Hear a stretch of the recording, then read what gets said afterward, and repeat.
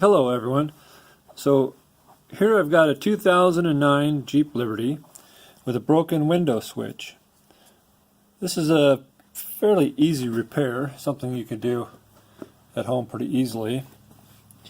And so here all I've got is just a pocket screwdriver.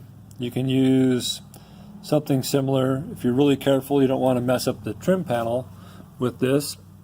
So all you need to do on this is just get underneath this window switch so you can pop it up,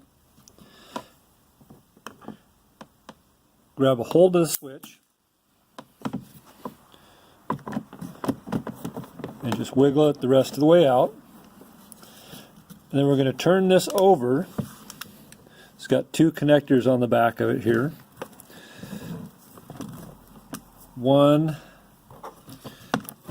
is just a squeeze connector here, so you just push in on this tab with your thumb and go ahead and wiggle that apart like that. And you always want to look inside the connector there to make sure there's no corrosion or damage where it's melted or got hot. That one looks pretty good. Same with here. It's got a little tab here. You just push in, squeeze, pull apart. That connector looks pretty good. Really the only thing that was wrong with this one, it was just the switch broke right here and came apart and stopped working. So set that aside. So it's pretty simple. Just plug the new one in,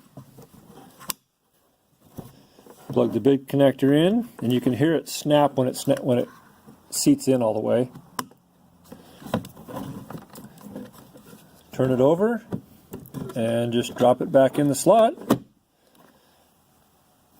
and it's ready to go.